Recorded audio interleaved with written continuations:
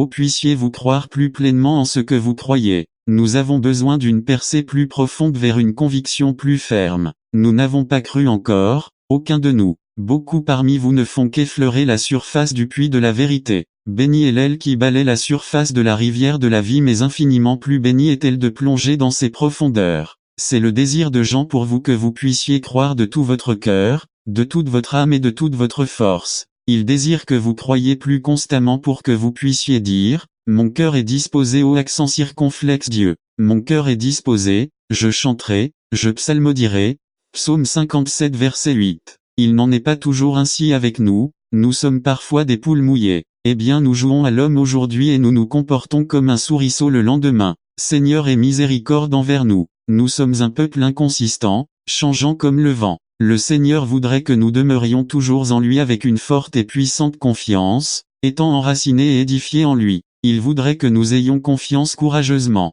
Maintenant certains peuvent croire dans une mesure restreinte à de petites choses. Oh puissions-nous avoir une confiance sans limite dans le Dieu infini. Nous n'avons pas besoin de miser sur n'importe quel genre de foi. Note du traducteur, je ne suis pas sûr à 100% d'avoir bien traduit cette phrase. En effet, le lecteur de la version anglaise n'a pas très bien articulé cette phrase et je ne suis pas sûr d'avoir tout compris, mais de la foi pour faire et pour oser. Souvent nous voyons le chemin de la puissance mais nous n'avons pas la foi qui y correspondrait. Voyez Pierre marchant sur la mer. Je ne vous conseille pas d'essayer, pas plus que notre Seigneur ne le conseilla à Pierre. Nous faisons suffisamment bien si nous marchons droitement sur la terre. Mais quand Pierre eut fait quelques pas sur la mer, il aurait dû savoir que son Seigneur pouvait l'aider tout le reste du chemin. Hélas, sa foi chancela. Il aurait pu continuer tout le long de la distance menant à Jésus s'il avait cru droitement. Et ainsi en est-il avec nous. Notre foi est suffisante pour un sursaut mais ce qui lui manque est une puissance stable. Oh que Dieu nous donne de croire de telle sorte que nous ne puissions pas simplement danser sur une vague ou deux mais marcher sur l'eau jusqu'à la fin.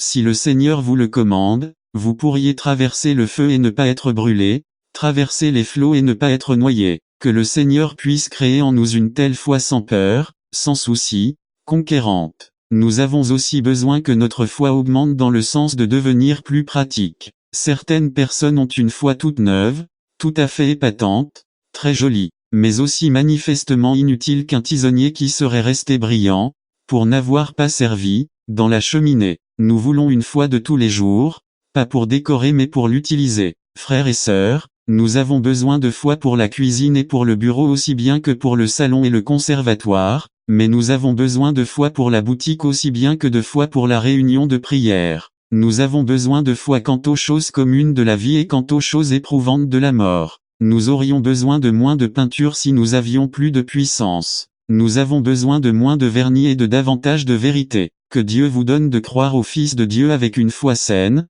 de bon sens, qui soit mettable et lavable et propre au travail tout le long de la vie. Nous avons besoin de croire plus joyeusement. Oh quelle chose bénie quand vous atteignez le repos et la joie de la foi. Si nous voulions vraiment croire la promesse de Dieu et nous reposer dans le fait que Dieu l'accomplira certainement, nous pourrions être aussi joyeux que les anges.